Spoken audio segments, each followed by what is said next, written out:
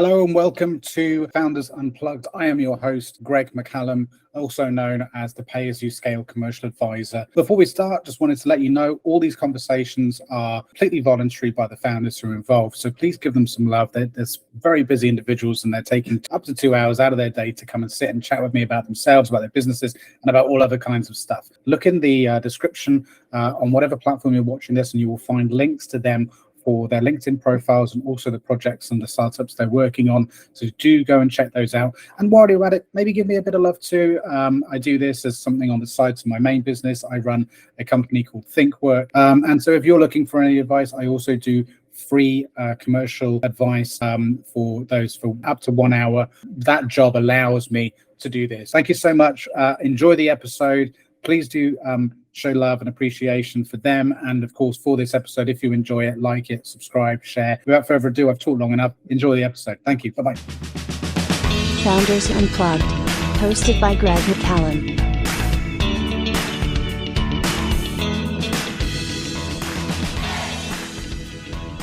Here he is, Greg.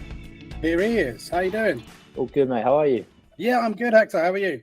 Yeah, all good, mate. All good. Sorry, it took us a bit of time to get this done. Yeah, we finally made it. We finally made it, and for this, just in time for the season finale of the series as well. So, Love it. you're the final one until I go on a bit of a break and then come back for season 2. So, How's thank you it so been? much. No, Really good, really surprising. You know, well, I mean, warm reception from people who are listening online and stuff. So, yeah, it's been great. And I mean, you know, as you'll find out in the next hour, I love a good chat, so I just enjoy it. So, it's like my hobby turned into my job, so I'm happy with it. Yeah. And can I just say, I wanted to say this since the day I come across you. I'm a huge fan of you, mostly aside from all of your achievements with Unplugged and everything, which we'll get to, mostly because of your name being Hector Hughes. It sounds like a superhero name, and I'm a big fan of that. That's very kind. You're the first person who's mentioned superhero, so I'll take it. It's got to be pointed out. So, so tell me what's been going on with you. How you been?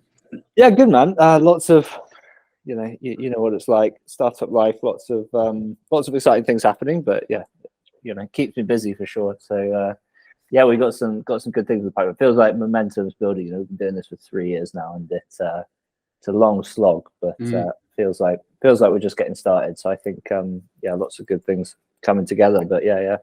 That's good. That's fantastic to hear. And I've been obviously sort of watching on the sidelines and cheering you on and seeing all the great stuff that's happening, which we'll delve into. But I mean, look, I know we haven't got a huge amount of time. We've only got an hour. Normally we do these for 2. So let's make the most of the time, right? My glasses have come on, so you know it's getting serious. Just to give you a heads up, I'm still recovering from a bit of a cold. So if I occasionally mute the mic and sneeze and cough, then please forgive me. But it's still doing its thing. So look, what I like to do in these things, I don't know if you've seen any episodes of this yet, but what I generally like to do, the only literal bit of structure to this entire thing is just introduce yourself and tell everyone a bit about your business. For sure. Ready to kick off? Yeah, go for it. We already started recording. This is just Great stuff. All right, well, thank you so much for having me, Greg. I am Hector Hughes, and I'm one of the co-founders of Unplugged. Unplugged is a startup that provides digital detoxes at beautiful off-grid cabins in the English countryside. So we're launched about 3 years ago now, currently at 20 cabins, and big plans to keep growing that.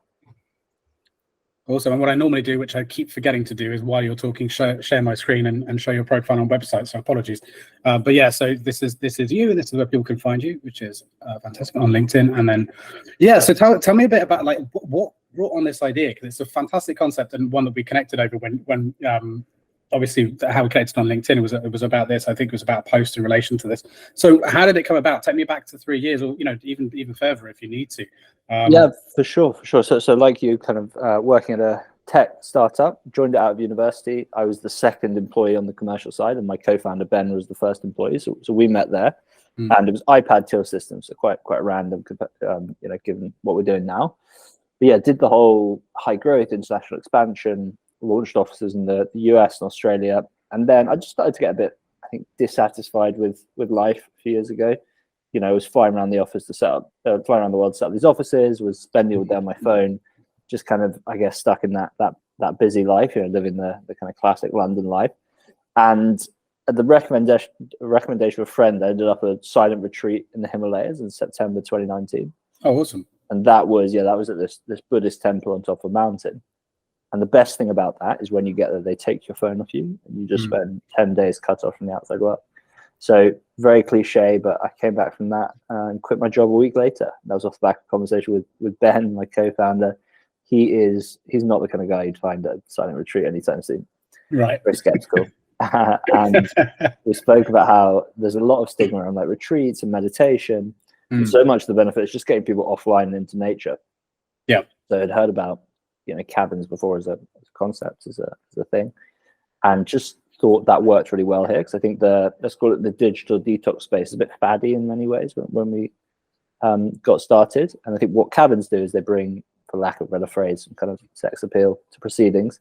Kind of like Tesla, if you really want to affect change, you need to make it sexy. So yeah, there were a few kind of cabin concepts going on worldwide, and we just thought we would take that and actually get people to lock away their phones. So people come for 3 nights, upon arrival, they lock away their phones. We give them a map and a Nokia and lead them to it. So we're positioned somewhere between retreat and accommodation, but you obviously don't need to fly halfway around the world. Yeah, and it's not everyone that sort of Himalayan trip, that not everyone appeals. That doesn't appeal to everyone, right? Exactly. Because there's a sort of element of that which is, but even the meditation side of things doesn't appeal to everyone. Everyone has different ways of unplugging, so it's a more frictionless version of that, I suppose, isn't it? Yeah, and even when I was kind of contemplating whether to go and do this retreat, I was thinking to myself, I can't go and do a Buddhist retreat. Oh, so you've not done something like that before? I hadn't done something. Yeah, I've been kind of getting into meditation. So I started something called transcendental meditation, which is 20 minutes twice a day, and that really stuck. So was starting along that, but I still, I just kind of there is just that stigma around it. Yeah, and I was like, what will the guys at work think? All these kind of things, and all seems silly in hindsight, but. Well, especially in the sales culture being what it is, a bit of a bro culture, like and you even get taken the mick out of just for taking a break, let alone like doing that as well, right? So right, that's interesting. So you had a bit of a revelation then. So it must be some really bloody good meditation to have that revelation to just go, right, I need to quit my job. Yeah, I tell you what, it's a real roller coaster. I've spoken to a few people who have done various retreats since, and there is this bit of a thing of like, you kind of need, it very much depends where you are in your life as well. So two people can do exactly the same experience, and for one of them it could be life-changing, for the other it could not do so much. So I think that was just that perfect moment in time where it was exactly what I needed. And what it was is, up until that point, I think I was, just really, I've always been a bit of a people pleaser, and I really was kind of not living life on my terms, I think, in hindsight. Just like going along with whatever, like go to nights out I didn't really want to go to. Just like busy, feeling like I needed to do that because I was somehow behind. And the biggest thing I learned on the retreat, I mean, many things, but one of them was the Buddhist idea of attachment, which is that I need this to be happy. So when I heard that, I was just like, fine, that explains everything. Explains why I'm here. I need to go and do a silent retreat. You assign importance to other things, essentially. Well, you just think that achieving that goal is going to bring you happiness. Like if I get a promotion at work, if I buy this car, and you get there and it's like, you hear from founders that some of them, the worst day of their lives is the day they sell the company, because they think they're going to have this euphoric feeling when you get the big payday, and then it's like, well now what? Because you've removed purpose. So I think it needs to be intrinsically motivated, and it's much healthier to be playing to win, because then you win, then what? Yeah. You're absolutely right, and I know some small amounts of things to do with the Buddhist mindset and philosophies, but I think I understand this one is, the idea that if you assign happiness or the achievement of happiness to certain goals or objects around you, then you're missing a very important point, which is ultimately the person or the thing that creates happiness is ourselves. It's our own manifestation. It's something that we do inside our minds. It's not, there's nothing external creating that happiness. It happens here between our eyes. So it's like you're giving someone else or something else that power when it's ultimately always been up to you, right? 100%. Yeah, and I think it's about taking away rather than adding, right? We think like we need to add this thing, but actually it's just like, we all have the conditions inside of us to be happy. Like humans are not built to be unhappy, to be stressed all the time, to be anxious, but that's very much from all the things that are put on in our life, like the stress at work, all of the people problems, like whatever it might be. So it's actually by removing the things that make you unhappy that we have a much better chance of kind of getting to that place of calm. Obviously, that's very complicated. And examples, the more extreme examples, people going through mental health issues, etc. But I think generally we have this attitude of we need to add things, whereas it's much healthier to take things away. Yeah, makes sense. So how has the reception gone, like, since you launched? Like you said, things have been progressing, and you really feel like you're entering a bit of a new stage. I know there's a lot of stuff that's happened around the Brewdog competition, things like that, which I'm sure we'll get to. But like, yeah, just tell me about that. Like, how did it, when you say it started 3 years ago, did you like fully launch 3 years ago with, what was it, like one cabin maybe, or like how did that come about exactly? Yeah, for sure. So we started working on it about 3.5 years ago, and got the first cabin up about 3 years ago. So that was just after the first lockdown. So again, we just thought we'd order a cabin, and then you kind of have to figure everything else out. So order the cabin, and then have to get the money, get someone to put it, all of these kind of things. And actually got very lucky with the timings. We launched just after the first lockdown, and people had just spent 3 months locked in a flat in London effectively. So got a ton the first, still to this day, actually, we get a ton of inbound PR, because I think it is just quite a timely concept, really. So, and that's no genius of ours, just landed on the right thing at the right time. So there definitely feels like, well, it's because it's a product of you were the customer, and you were like, this thing doesn't exist. Yeah, exactly. So it makes sense, because you're a product of your environment, just as everyone else is. So part of the same philosophy, same movement, right? For sure. And it feels like we're super early in something that's only going to get bigger. Like, we're only going to get more connected, spend more time online. That brings a lot of great things, but it brings a lot of issues as well. And so there's going to be a great demand. I think offline is going to become the new luxury in many ways. For sure. It's such a rarity these days. Especially now, people's offices, their homes have become their offices too. Like, the need to escape that is probably, is increased significantly as well. Yeah, 100%. Yeah, and just that we're doing more kind of knowledge work these days, so it is just hard to leave work. Leave work in the office, as you say, the office is now your bedroom. So it's complicated now, and it is tricky. Yeah. So first cabin, and then good reception, and then sort of where did it go from there? Yeah, lots of bumps along the way. So we screwed up so many things with that first cabin, as you always do. And the second and the third and the fourth. No, we, for example, the solar, we launched in July, and our solar power wasn't working in July. So obviously, come the winter, we had some serious issues. So just all these things, the only way you can learn is by getting stuck in and making mistakes. So a steep learning curve. We were kind of in and out of lockdowns for that first year. Probably about 9 months after the first one, we managed to get another couple up and running. Did some fundraising, and then just been growing from there, really. So 3 years later, we're at 20 now. Started to kind of spread out across the UK. So we launched 3 up near Manchester, North Wales. Launching Bristol shortly, look at Edinburgh later this year. So really starting to kind of open up these other cities. I think we've got the bulk of them around London, and just start to add. We're getting a lot of feedback now from our customers in terms of what people are looking for. And I think a lot of people buy into the brand and engage with the brand. So what else can we do from them? Maybe they've come and stayed in a few of the ones near London, and they want to get a bit further afield now and do something a bit. So it's starting to get really interesting in terms of that, and just some of the opportunities coming through are super exciting. Yeah. And will it always be like pretty much each cabin a pretty much identical replica of one another, or will there be slight variations to those in future, do you imagine? Yeah, I mean, it's a kind of iterative process. You're always looking at testing things with each new cabin, like how can we improve what we're doing. I think there's diminishing returns in terms of going crazy with the design. So you start putting turrets on it, etc. But you always want to be playing around, adding a bit of variety. I think it's interesting for people come to stay as well. If there's a bit of difference, we're still maintaining that brand look and feel. And then we don't need to just be doing cabins forever. Like that might be alternate accommodation, and as long as we can maintain the mission, which is really about digital detoxes in nature. Cabins are great because they're cool. They kind of make it very tangible for people. But kind of see ourselves as a digital detox brand rather than a cabin brand. Yeah, well, that makes sense.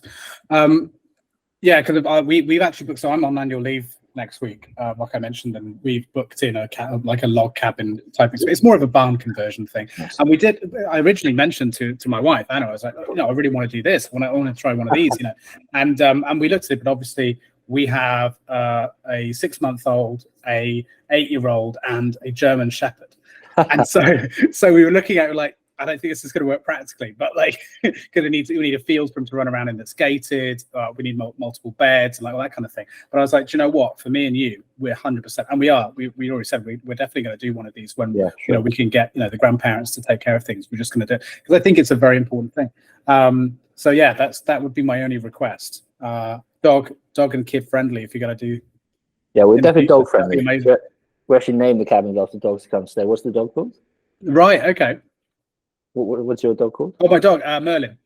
Merlin. That'd be a great name for a cabin. So we'll have to get Merlin to stay at some point. Oh, mate, with or without you. We'll get them. And then, interestingly, kids, toddlers are probably our most requested thing at the moment. So a hot topic of 10. So watch this space. Yeah, because it's one of those, and the thing is, like, we're actually following the detox idea with this trip anyway, and so we've sat down with our son and said, like, we're bringing our devices, but we're not using them. Like this, we're not going to be watching TV, anything like that. It's board games, it's books, it's card games, it's and we made it very clear. The idea is because we work all day, my wife and I on these devices, because you play on them, your PlayStation every now and then, things like that. It's good to have a break from these things. We've tried to educate him on the benefits of that. So I think it's a good thing to introduce to children early on who are shoved in these things a lot. Do you know what I mean? Like as adults, we've had to learn that ourselves, and it's a difficult habit to break. So what we should be trying to, I think, give that the kids a bit of a heads up on that as soon as possible. So that's the idea. We've kind of found that it's a momentum thing. Some of the criticism we got at the start was like, oh, you can't change your habits in 3 days. It's not about that. It's about a lot of people who come and stay with us probably haven't spent a day off their phone in the last decade, right? Especially kids, etc. And by doing that, you realize the world doesn't end. You access this sense of calm that you might not have felt for years because we're so overstimulated all the time. And so what we found is that by getting people to see that and to open their eyes, then they start to crave those experiences, whether it's with us or elsewhere. So I would love it if people come and stay with us, and then the next holiday that's not with us, that they'll leave their phones behind as well, and then maybe they want to come and experience something with us again. But it's for us, it's just about like moving society in that direction, because I think the future is much more malleable than we think, and we have a really good opportunity to do it now. I think timing's right, the positioning is right, so we just want to go for it. Yeah, 100%. And I agree with you. The future is a lot more malleable than people think. Like, there's a lot of doom and gloom around about technology and people becoming reliant on it. And I don't buy into that. I think, we're a very resilient, adaptable species. And, when you look to the future with anything, once something's been introduced, we adapt to it and we find solutions to it. This is a great example of that. And if we look forward to the future, we'll probably have a ton of programs, a ton of solutions to mitigate any overindulgence in the digital realm. Like, it's not as big a deal as I think people make it out to be. The next generations are going to be far smarter than we are about these things, 100%. Because that's what happens with every generation. They get smarter, I don't know. I'm a glass half full kind of guy. I completely agree. And I think you see, I think, this basically happened anytime there's a technological change, newspapers, even the written word. And so it's definitely not unprecedented, and we adjust, and society's different afterwards, but pros and cons. And someone told me the other day, I don't know, I haven't fact checked them, but that it took 30 years after cars were invented for seatbelts to come along. It's kind of like that, where exactly, we figure out over time. Maybe it is going spending. Obviously, that's a really great example, cars, because you're right, that device, essentially, that innovation came about before roads, before that thing was there, before there was having to pass a license or a theory test, or like you said, seatbelts. There were no safeties, there were no road signs like that. We as a society figured that out. We're not very good at sitting down and imagining what the problems are going to be and putting an infrastructure in place in order to avoid the catastrophes. We're very good at doing things retroactively, and that's not a bad thing. Like, it would be great if we could mitigate disaster and suffering and death ahead of time, but no one's got a crystal ball, so it's just like, but we do get there. It just takes us a little while. 100%. I'm very long on human ingenuity. I think there's a lot you can pick holes in, but like, it's crazy. If you think about the progress we've made, you can, there's obviously a hot topic about whether it's good or bad, but like, so much has changed in the last few years, but especially decades and centuries, and like, obviously stuff's going to break. It's like a startup, if you're growing fast, then stuff breaks, and so I am definitely long on us figuring it out. I think maybe in a mess with the climate, AI, all these things. But yeah, I'm personally, I'm backing us. Yeah, likewise. I'm glad to hear a like-minded, positive individual like that. Yeah, yeah. You don't know what you don't know, right? And that's okay. That's the Yeah. sort of, yeah. So with Brewdog, tell me about that. Yeah, so I mean that was we didn't actually get that in the end. So that was a thing James Watt, the Brewdog founder, was running, which was I think he basically didn't get funding from Dragon's Den in the early days of Brewdog, so he wanted to launch like a new concept to replace that, or to improve on that model. So he ran a competition called the Next Unicorn, which was anyone to be the next British unicorn. We applied to that. I think out of 750 got through to the last 20, and then that was to go and pitch him at his massive penthouse in Southwark, which was a fun experience. We went and did that. And then he flew 5 startups out to Vegas because they've got the biggest Brewdog there, and invested a bit in all of them, and then ran a competition with Crowdcube. So we sadly didn't make that last 5, but fun experience anyway. Yeah, but to get to the last 20, that's that's nothing to be sniffed at. For sure. Sounds like you're downplaying it a bit. I think that's that's something to be really proud of, and undoubtedly would have probably given everything a bit of a boost in terms of from a PR perspective and all that. Did you see a significant sort of increase in attention around that sort of time? Yeah, it's a good like halo effect as well. Like we had a bunch of other investors getting in touch around the same times. It does just rise the tide, and I think we have a lot of other interesting things on that side of things, like the PR side of things going on in the background. It really helps. There is just this again, we're bombarded with information these days, so you just kind of have this like subconscious image of a brand. And when you see these little snippets of like, oh, they're doing this and this and this, then it adds up and it kind of validates the brand in your mind. So I think we've done, on credit to people other than me and the team, but we've done a great job in that in the last year. Like, definitely feel like there is a strong brand now, which makes everything else possible. So I think we've laid the road well. Now, sorry, just while I'm remembering it, because I was meant to ask you this a minute ago, and then we can maybe come back to that. With now that you're a CEO of a startup, could you do a 3-day digital detox? 100%. Yeah. I Yeah? think, definitely. You wouldn't be sat there pulling your hair out, wondering what's going on with the company, and no, I think just check my email. Like, it's hard, right? Like right now, I'm like, oh my god, I'm too busy to do one. I'm like, right. I need to do one. I'm too busy to do. But I know from doing it in the past that that's not true. Like, it's a fallacy. Anyone who thinks they're too busy to take 3 days off, work expands, fill the time available. And if I look at myself, I go through periods of, working. I work long hours. I'm probably don't work as much as your average startup CEO.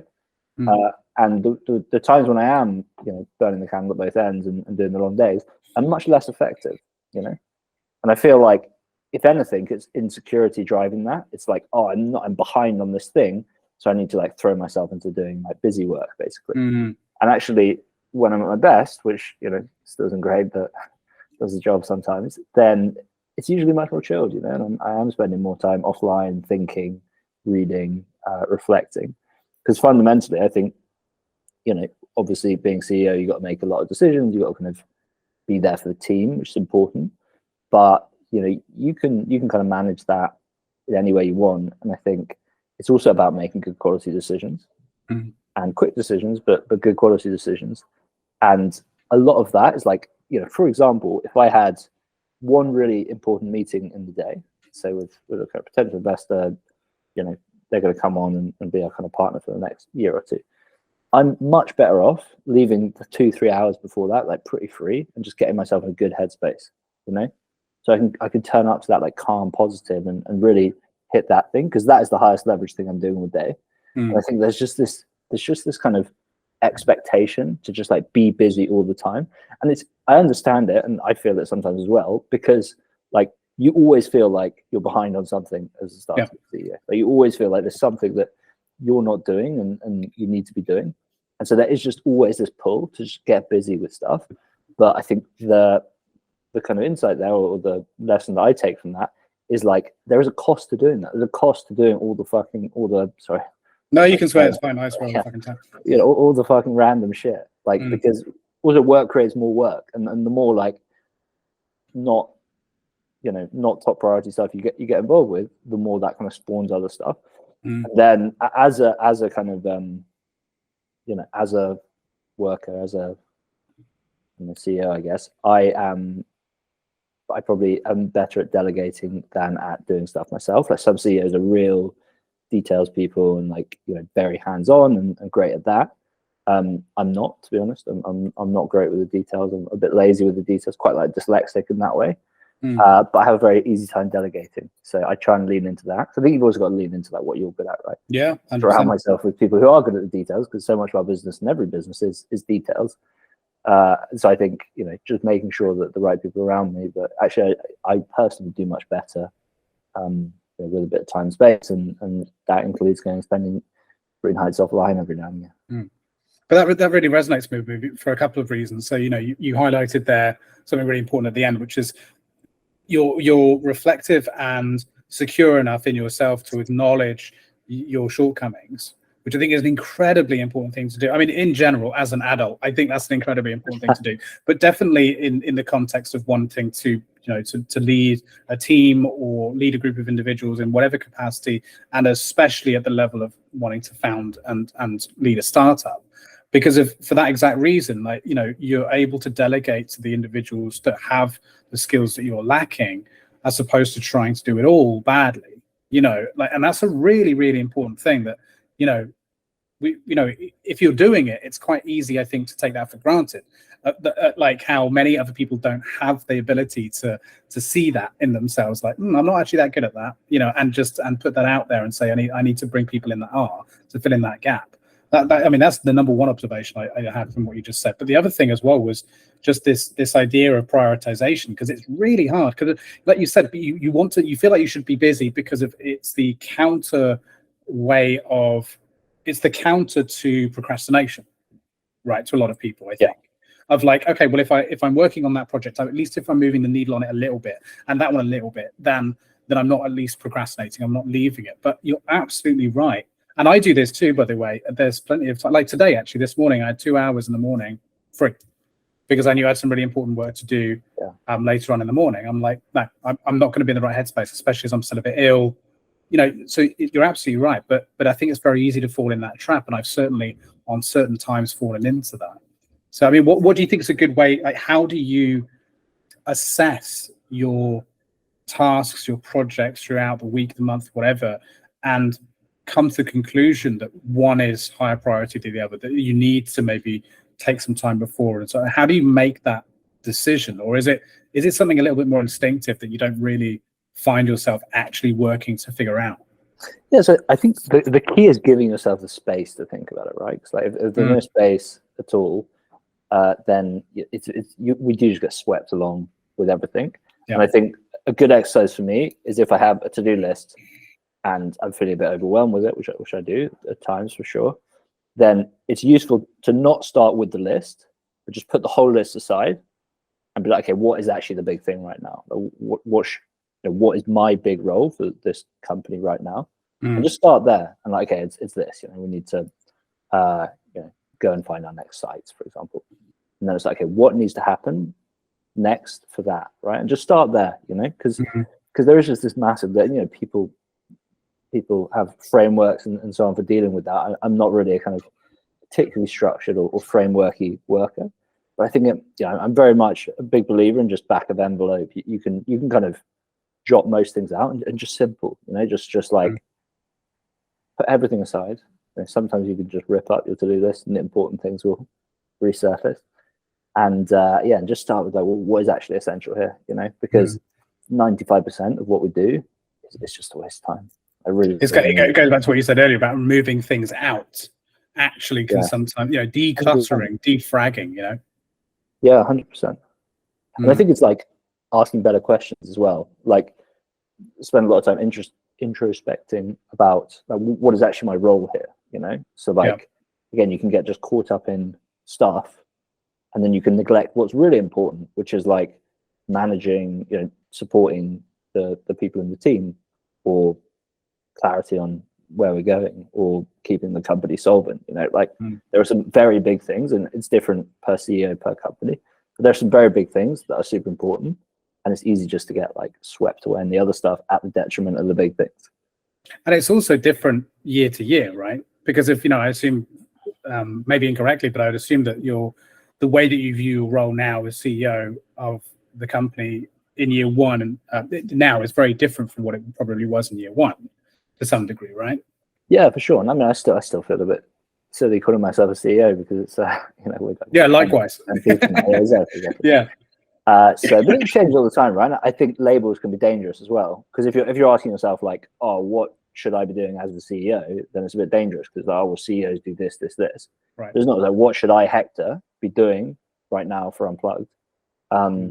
So yeah, I think labels. That's a really good way of asking that question. I think you nailed that there. Yeah. Yeah, because it's so like, I think titles can just kind of confuse everyone in the team, and it's like, especially for people as well, I think it could be confusing for people in the team given their title. It's like, well, this is my title, but I've kind of got this thing on my plate now. And so I think just making sure that's really clear and like people feel empowered to not be too constrained by that is important. But it's tricky, you have a lot of people getting confused, stuff's going to go wrong. Like that's the nature of it.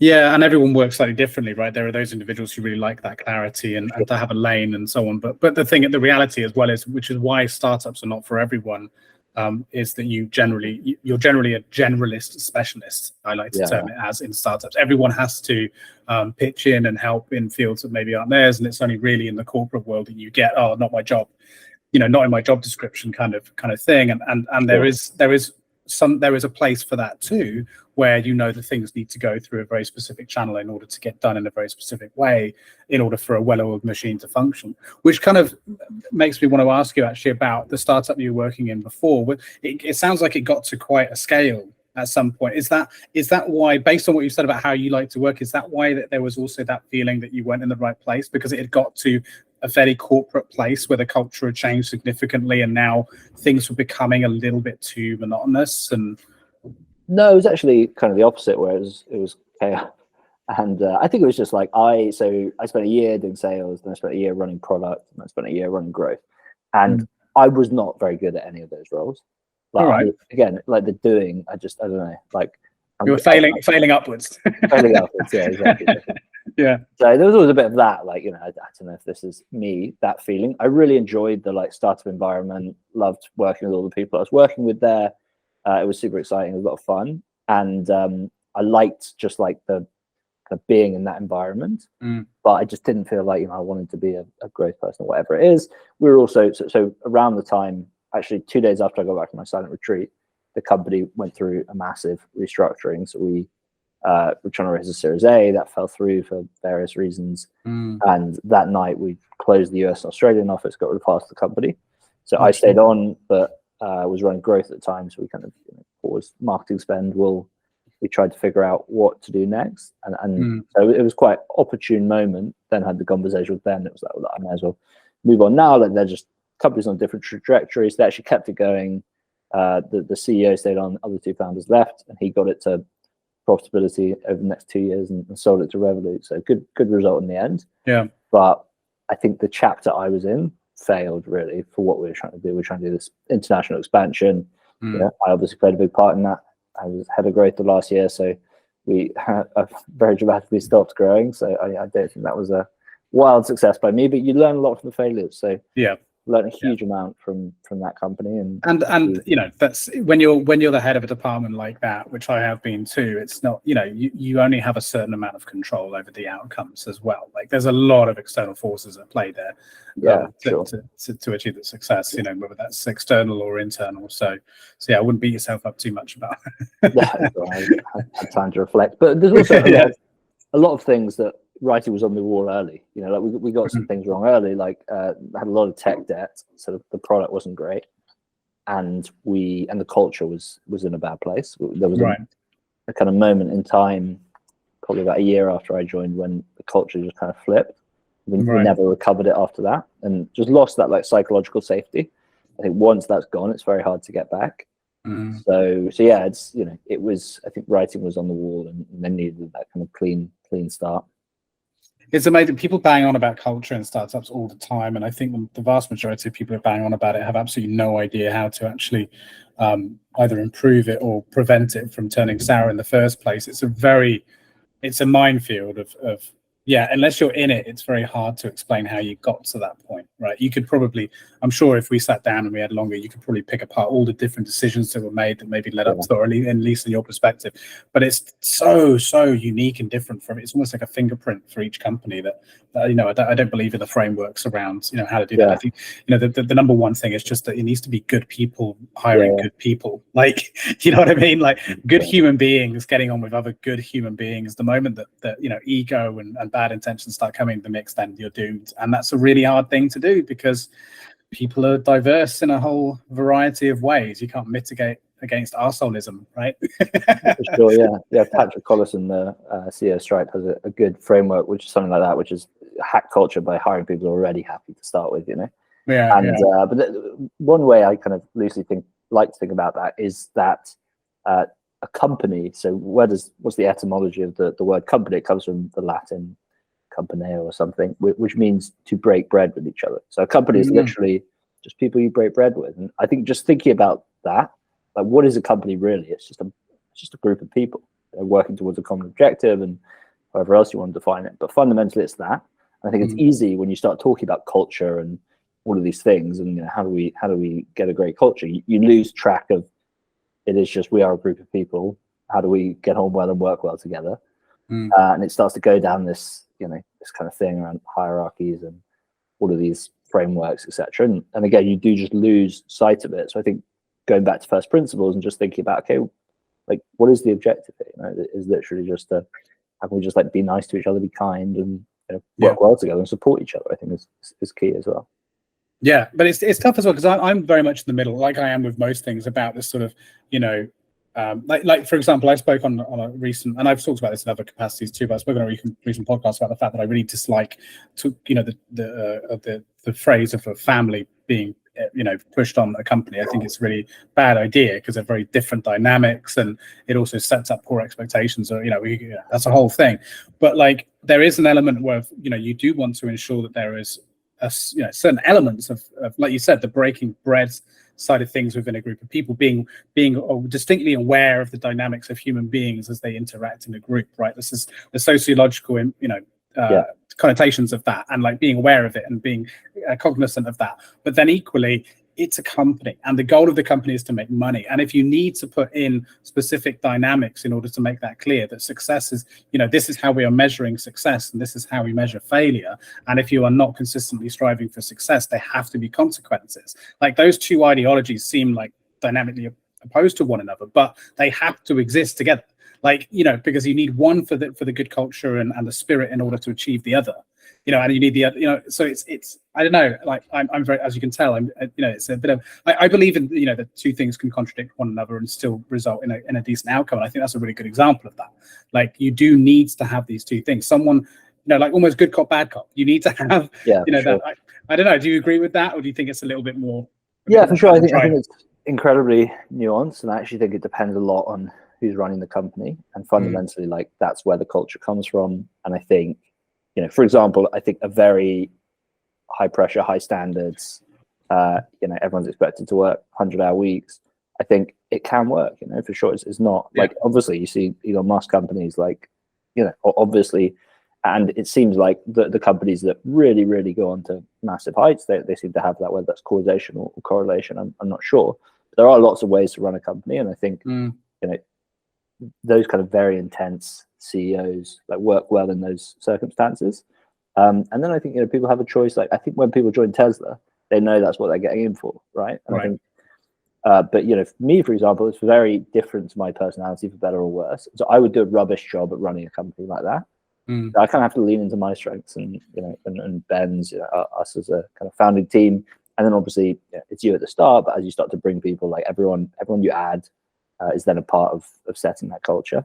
And so I think companies emerge like that. And so I don't think there is a right answer. And I think the more you can kind of lean into, you know, it's why I think values are a bit of a cliche and potentially, again, just sound just sounds cliche basically, but done well, I think it is a great thing to do, because again, you are really just trying to actually figure out what's going on here and like what direction you want to take it.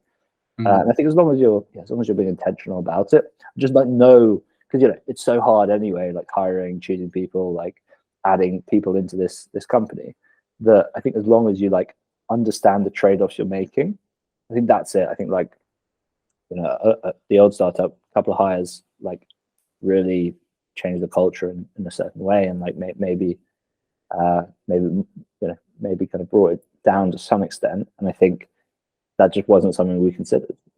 Yeah. And so I think it's like understanding the trade-offs you're making and like what to optimize for, because do you get the kind of incredibly bright star who's going to pollute the pool to some extent, which is very, very common. Know. Yeah, exactly. Yeah.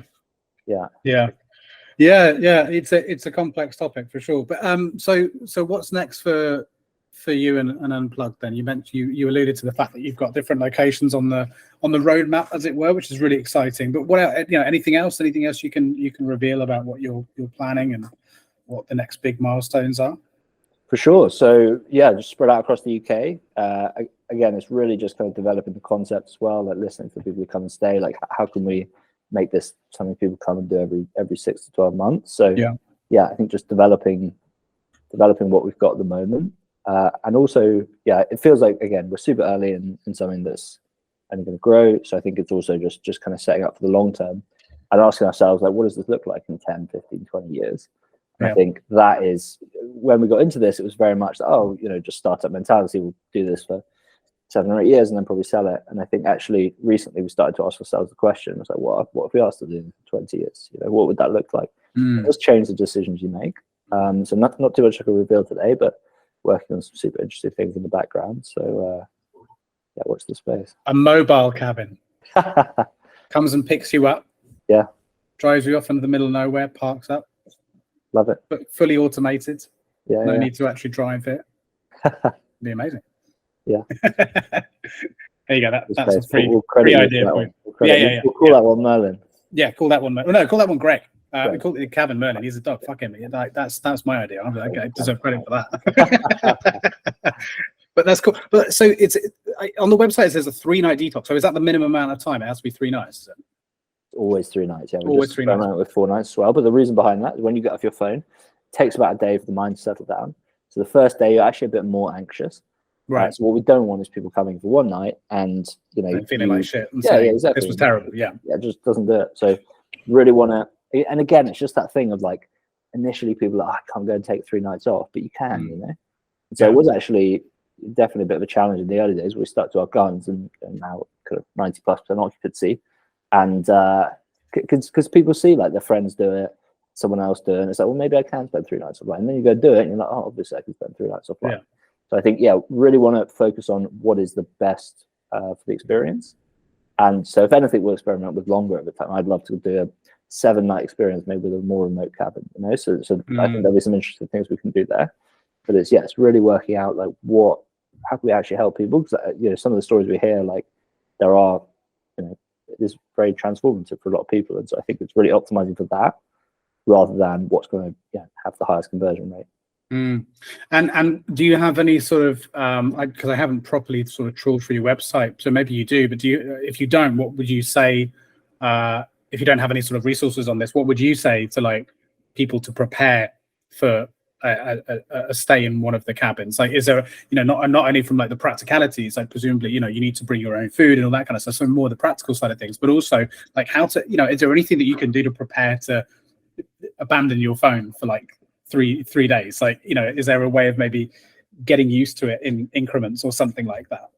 Yeah, for sure. So I think there's a couple of things. There's the getting used to it. Of course, I think everything helps, right? If you put your phone in the drawer for half an hour or go for a walk and leave your phone at home, that all helps. I think not 100% necessary, but definitely encourage people to do that if they so wish. But the big thing is just make sure you kind of giving yourself the space to do it. So set expectations. Tell your mum, tell your work, tell your friends, tell your family, because and really give yourself permission to take those 3 nights off. Because there's the temptation to be like, oh yeah, but I'll just check like going to get that work email on the Friday, so I'll just like check that. And it's like just don't. Honestly, everything will be fine. Like the world will keep spinning, and everyone will manage with you offline for 3 nights. So I suppose some preparations could be just get your professional and personal life in order to a point where you don't feel the need to check anything. So if someone says, I'm going to send you that email on Friday, say, no, don't send it to me on Friday. I'm not going to be around to take it. Send it to me on the Monday or something. Like, I suppose just get your schedule in a way that you have the space to do this without, Yeah, just make sure everyone knows, like, send it to you on Friday, but like, make sure they know that they're not going to get a response or not. Like, who cares? It's I think we definitely want to just disappear. Fuck it. Let people figure it out. I do believe in that. Like, yeah. They can check the "Where is my phone" app type thing. Yeah. It'll be in the cabin. So. But yeah, I think we should disrupt this expectation to always be online.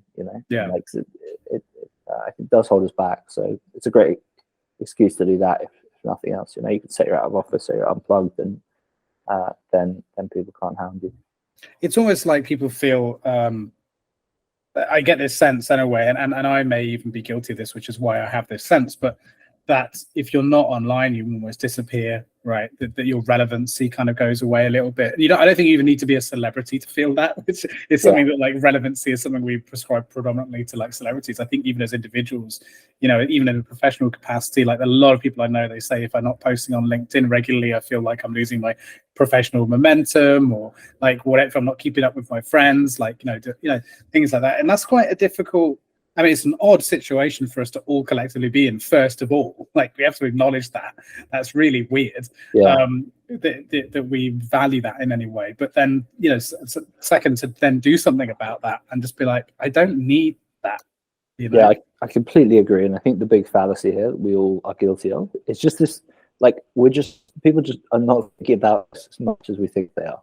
Everyone's just worried about themselves. And it's just like, I'm a real people pleaser. So it like hurts me just to have all these WhatsApps and emails I haven't responded to, and like a little bit of me is like, oh no, I'm this person's going to be wondering where I am.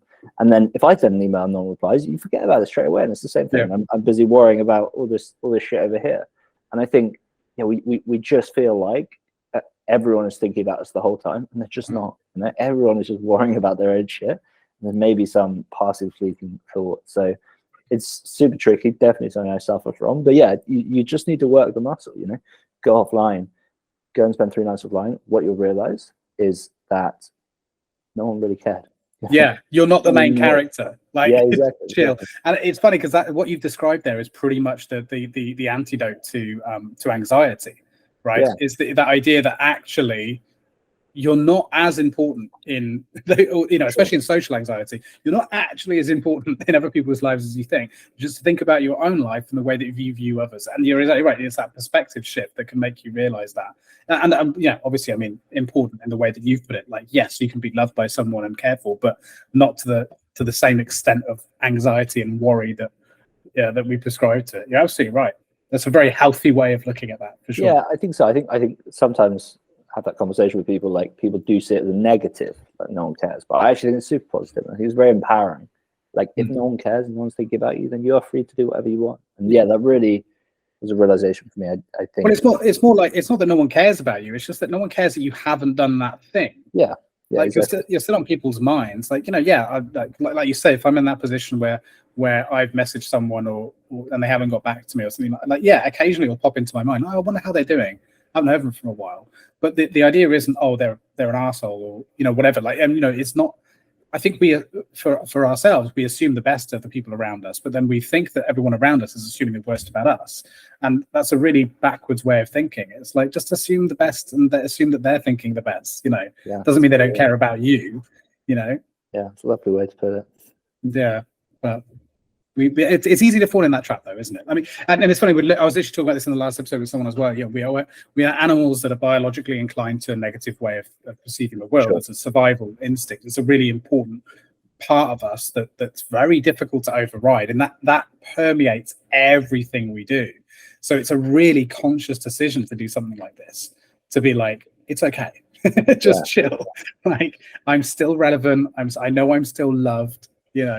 I think that's the risk of repeating 2 episodes in a row. I think it's such an important framework, or useful framework, of like, fundamentally we haven't changed much since our hunter-gatherer days.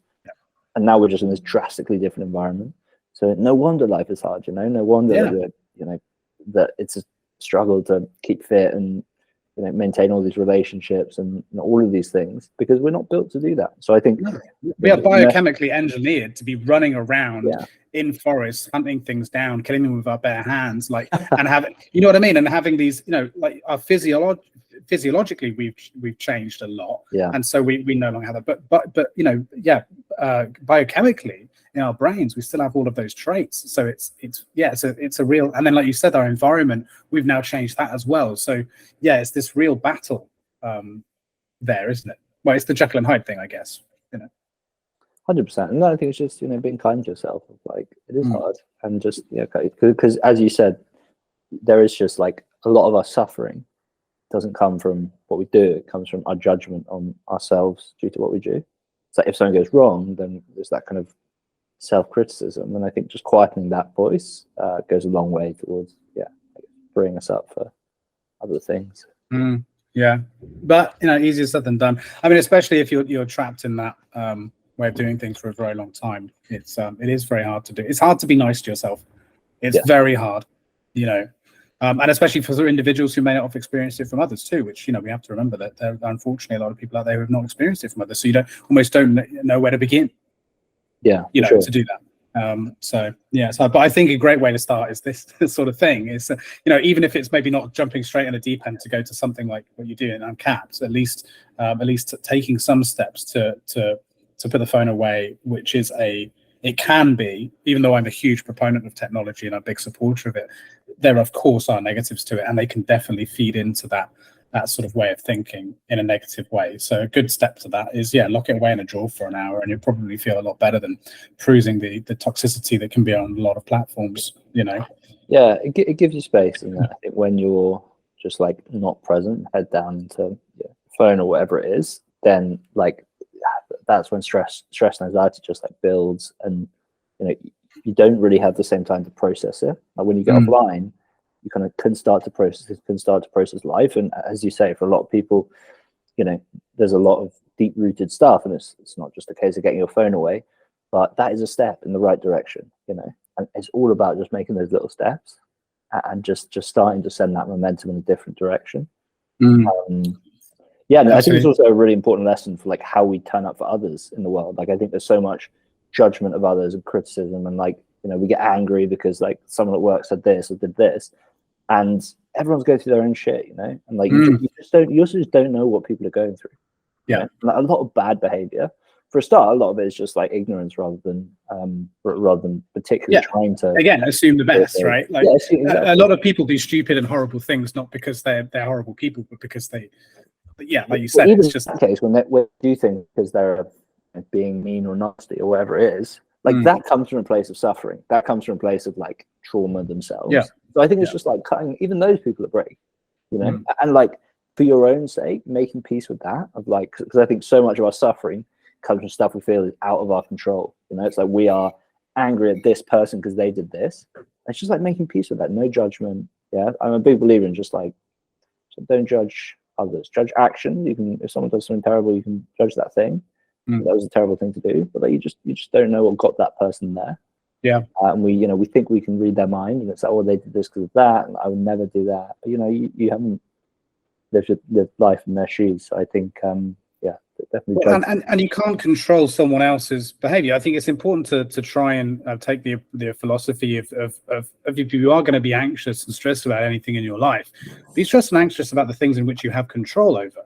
And we don't have control over the behavior of others or the outcomes of things that happen outside of our control, that happen in the world, etc. So, if you're going to spend any energy on something, in your brain to try and solve a problem, make it about you, make it about the things that you have control over. And I think a big part of that, to sort of tie this very, very directly into what you do and why it really appeals to me, is because I believe one of the most underrated things for a human being to partake in is quiet contemplation. Is silence and being still are hugely underrated like things to partake in life, I think, because I mean, when is the last time most of us just sat and were in a quiet space and actually were alone with our thoughts? We seem terrified at the prospect of doing that, and we'll do everything to avoid doing that a large amount of time, because we know it will end up in a whole whirlwind of situations. But that's super healthy. 100%. Yeah, I think again we are built to do that. You know, we're not built to be stimulated all day long. It's kind of like why fasting is good for the body, right? Because when you fast, your body kicks into systems that operate in that environment where we're just eating all the time. There's like cellular cleanup, something called autophagy, and those are things that we are designed to have. We're designed to go through these periods of of fasted state, Absence. Yeah. And it's the same with the mind. Like when you sit there and you're not stimulated, then the mind starts to do interesting things. You know, your mind wanders, and there's something called diffuse thinking, which is rather than focusing on something as a spotlight, as Merlin in the background, you start to create these neural connections, and we just go through life just never letting that happen. It's like if you just ate all the time, it's really bad for your body because you just don't let these systems play. And we're picking up our phones first thing in the morning, most people, and you're just on it all day. Always, like they say, it takes 15 minutes to regain your composure, regain your focus after you get distracted. Most of us are distracted all day. There's never more than 15 minutes, right? And that does some pretty profound things to the mind. And again, as you said, like we'll adjust as a species, and perhaps that is just the kind of next evolution for humanity. But it does mean that it's even more valuable, as you say, just to go and spend time in silence and solitude and see what happens. Yeah, because I think it's counter to enabling a human being to develop the capacity for critical thinking. Essentially, Sure. Like if you don't have a habit of contemplation, of thinking through, especially being introspective in that time, like you said, and not concerning yourself with the actions of others as much as your own. Like you could be in an altercation, and a person who is introspective and has the capacity for critical thinking will spend more time on how they were in an altercation or an argument or a debate or whatever, in terms of how can I do better next time, not making themselves feel bad about, oh, I wasn't very good, I should have said this, I should have said that, not thinking I should have done this and just sort of wallowing in what could have been, but instead thinking next time I should take this approach, next time I shouldn't have said that, and I think that's really important. And that's just one example, but I think that can happen across all aspects of your life, whether it's sitting down about and just thinking about the situation in your career. For example, you might be unhappy in your job, but so many people are, and this happens with a lot of people, and well, yourself, right? As the prime example of, like, you're very unhappy, but because you're so distracted throughout your life with completely innate things that you're doing pretty much it on purpose to avoid having to confront the fact that you're unhappy and coming up with a solution, which is hard. It's a hard thing to do, to sit there and come up with a solution. And oftentimes the solution is the simplest: just quit, right? But it takes a lot to see that, doesn't it? And maybe put together, well, how do I do that practically? What would the steps be to pay the bills? Would my loved ones support me with that? And just thinking it through. But you can't do that unless you have the space to do it, right? And you need to give yourself the space to do it. So yeah, you need to unplug. It's a muscle. Yeah, you do. That's the Hey, message. see what I did there? The way I brought that all around. Yeah. Useful. Yeah. Well, look, we're coming to the end, and this is the thing, man. Like with 1 hour sessions, like seriously, I feel like we're getting started. So we'll have to do another one. Yeah, and especially when I'm feeling a little bit more, because I am still bunged up, and I can feel my brain is going like only about 40%. The rate it normally does. I'm very excited to see what the other 60% is, because thank you so much. So, but yeah, look, before we wrap up and I let you go, if you don't mind, like just the last couple of minutes, what advice would you give to any? Because a lot of people will listen to this, are founders themselves or wanting to become founders and investors and so on. So what advice, if any, would you give, some quick fire stuff to those either looking to get going or have just started their journey as a founder or CEO? Yeah, I think one of the things we touched on earlier is like, I think there's so much worry of like what we should be doing, and just don't worry too much about that, because no one knows what they're doing. Everyone's making it up. And also just like lean into you, right? Like lean into what makes you a great founder, CEO, because we all have our superpowers. Everyone is going to be wildly different in the role. And the other thing I'll say is just like, I would optimize for things that give you energy, because it really is a marathon. It's a marathon and a sprint, but it's about the more you can hack yourself. I think the biggest risk for any company is the founder's psychology, and it's tough, and a lot of people burn out, and obviously that you can't keep going as a company then, and you need to go and do something else. So it's about give yourself the best chance of success. To get yourself right, focus on yourself, and everything else will come. If you can get yourself in a good place mentally, then the right actions are much more likely to follow. I agree. So what I take from that is that the best advice you'd give to CEOs is they should unplug once in a while. Once a month. Yeah, once a month. To one of our cabins once a month. That's my advice. Is there like a subscription people can do so they can do it like once a month? Yeah. We have a subscription. So get in touch. There you go. Nice little plug there right at the end. But great advice. And I think you phrased it really well earlier when you talked about, instead of thinking about what should I be doing as a CEO, think about what should I be doing as an individual who is leading this particular company. That's a very specific way of looking at what should I be doing. And I think that's great advice. So yeah. Well, look, I'll let you go because I know you're super busy. You've got a lot going on. What would your piece of advice be? What would my piece of advice be? To listen to you. Be careful who you take advice from, kids. To be honest, I agree with all of the advice that everyone's given at the end of these episodes, and it would probably be my advice would be go and listen to every episode and skip right to the end and listen to the pieces of advice they're given, because they are all fantastic. And I suppose they all, for me, come down to one very simple thing, which is about finding balance. That's how I tie all of them together. It's about balance. Do things that weigh out over time, which is kind of like the underlying theme between all of them. But that would be what I would say. Listen to all of everyone else's advice, because just like everyone else, I haven't got any fucking idea what I'm doing, so they listen to me. So listen to the pros. Well, a lot of fun, and very, very keen for part 2. Whenever we will definitely, and it'd be great to hear about what's been going on, and I wish you every success. It's great to see it's doing well and it's going from strength to strength. And so as I have been, I'll be cheering you guys on from the sidelines, and I'll be booking in soon for my own detox as well. So for sure, man, and congrats on closing off season 1, and excited for many more seasons to come. Thank you, appreciate it. Thanks for being my season finale. Have a great week, and we'll catch up soon. Great stuff, man. Cheers. Take care. Bye-bye. Thank you for watching and/or listening. Please like, subscribe, and join the conversation in the comments below.